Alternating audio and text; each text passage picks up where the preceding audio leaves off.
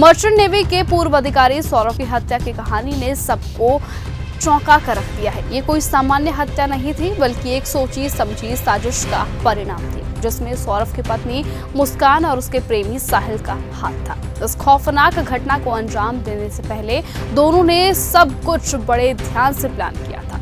4 मार्च को सौरव का मर्डर हुआ। उसके बाद उसकी लाश के टुकड़े कर एक ड्रम में भरकर सीमेंट से सील कर दिया गया। इस जघन्य अपराध का खुलासा सबसे पहले सौरव की 6 साल की मासूम बेटी ने किया था। बेटी ने कहा था कि पापा ड्रम के अंदर है, लेकिन पुलिस का मानना है कि बच्चे को घटना के बाद ही सच्चाई का पता चला था। पुलिस इस हत्या की साजिश के पीछे के कारणों की गहराई से जांच कर रही है। तो वहीं मुस्कान और साहिल को 19 मार्च को 14 दिन की न्यायिक हिरासत में भेज दिया गया है। लेकिन सवाल अब ये उठता है कि क्या मुस्कान के माता पिता को पहले से इस साजिश के बारे में पता था? मुस्कान और साहिल की पहली रात जेल में बेहद तनावपूर्ण रही थी। मुस्कान पूरी रात रोती रही और साहिल गहरे तनाव में डूबा रहा। दोनों ने जेल प्रशासन से ये अनुरोध किया था कि उन्हें एक ही बैरक में रखा जाए। लेकिन सच्चाई तो ये है कि इस साजिश का सबसे खतरनाक पहलू ये था कि ये कोई गुस्से में उठाया गया कदम नहीं था, बल्कि एक सोची समझी साजिश थी। मुस्कान ने नवंबर 2023 में इस खतरनाक प्लान को तैयार किया था। वो जानती थी कि सौरव अपने परिवार से ज्यादा संपर्क में नहीं रहता है और उसकी गैर मौजूदगी पर किसी को शक नहीं होगा।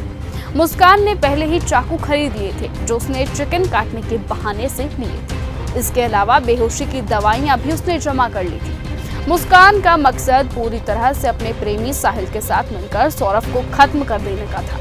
लेकिन जो सबसे चौंकाने वाली बात अब सामने आई है, वो ये थी कि मुस्कान ने साहिल को गुमराह करने के लिए उसकी मृत मां के नाम से फर्जी स्नैपचैट आईडी बनाई हुई थी। इस आईडी के जरिए वो साहिल को संदेश भेजती थी, मैसेज करती थी, उसे विश्वास दिलाने की कोशिश करती थी कि उसकी मां यही चाहती है कि सौरव को मार दिया जाए। ये कहानी 18 दिन तक किसी की नजर से बची रही, लेकिन फिर 18 मार्च को मुस्कान ने अपने माता पिता से सच उगल दिया और फिर वो उसे लेकर सीधा पुलिस थाने पहुंच गए, जिसके बाद दोनों को गिरफ्तार कर लिया गया। और इस मामले में एक बड़ा सवाल ये है कि क्या मुस्कान के माता पिता को पहले से इस साजिश का पता था?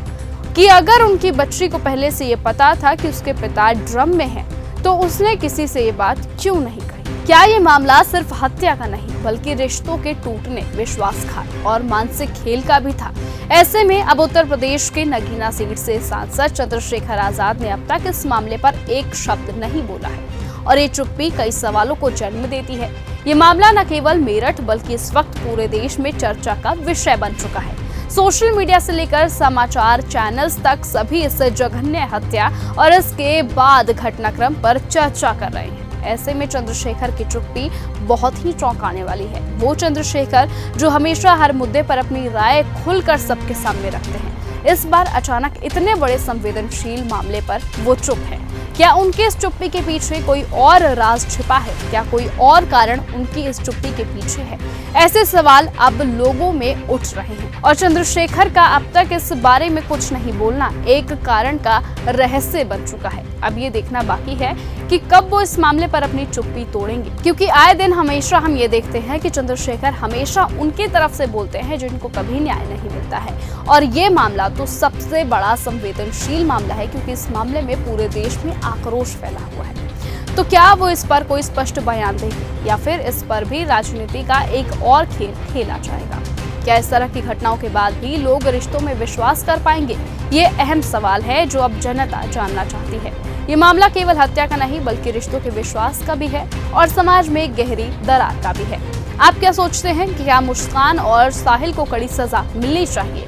अपनी राय हमें कमेंट सेक्शन में जरूर बताएं और ऐसे ही लेटेस्ट अपडेट और खबरों के लिए आप बने रहें और देखते रहे चैनल न्यूज़ गंगा। नमस्कार। ऐसी ही खबरों को सुनने और देखने के लिए सब्सक्राइब करना बिल्कुल मत भूलिएगा चैनल न्यूज़ गंगा। खबरें अच्छी लगी तो लाइक का बटन दबाना बिल्कुल मत भूलिएगा। कमेंट बॉक्स में टाइप भी कर सकते हैं और हाँ, शेयर करना भी बिल्कुल मत भूलिएगा।